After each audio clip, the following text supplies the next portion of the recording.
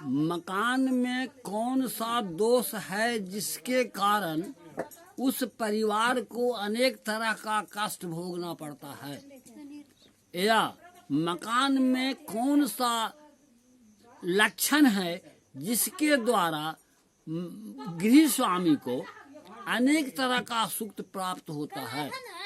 जैसे मान लिया कि आपके पिताजी इस मकान में रहते थे तो बहुत बड़ा सुखी थे, किंतु जब उनका पुत्र हुए तो उस मकान में ही उनका अनेक तरह का कष्ट भोगना पड़ा। इसका क्या कारण? इसका कारण है कि आप उस मकान को जांच करा लें, या जांच करने की ज्ञान अगर हो तो खुद कर लें। जैसे बताया जाता है कि गृह स्वामी के हाथ से 5 अंगुलियां होती है, 5 अंगुलियां का 5 हाथ की लग्गी बना लें और उस लग्गी से नापें।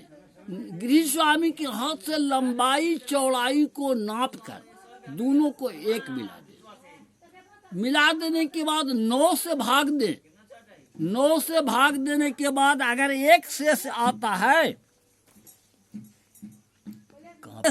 है तो एक शेष में दाता होता है, माने जो कमाएंगे सब दान ही दान देना होगा।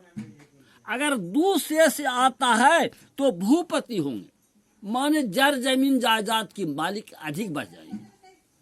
इसके बाद 3 होता है तो नपुंसक होता है, जो कमाएंगे वो आपका बर्बाद ही होते रहेगा।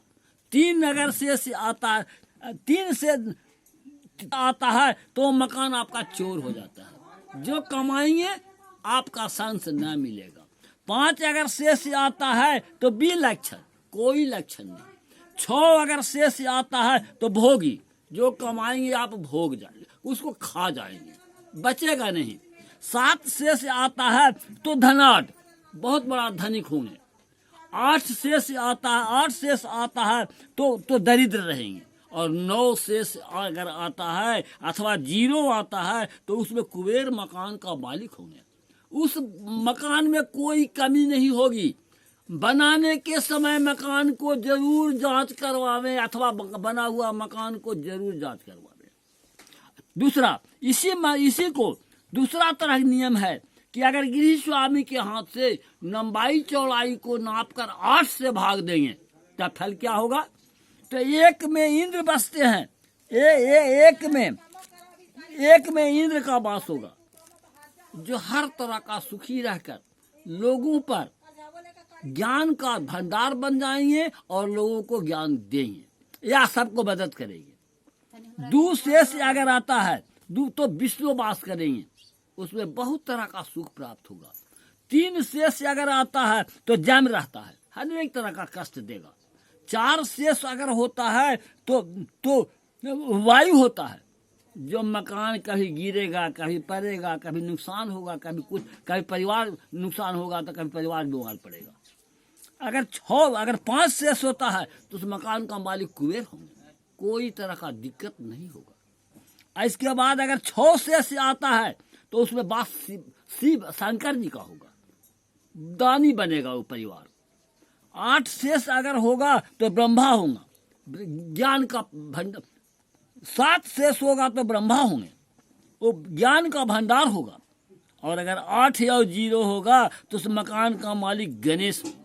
जितने बच्चे होंगे सब पढ़े लिखे और विद्वान होंगे, गणेश की समान।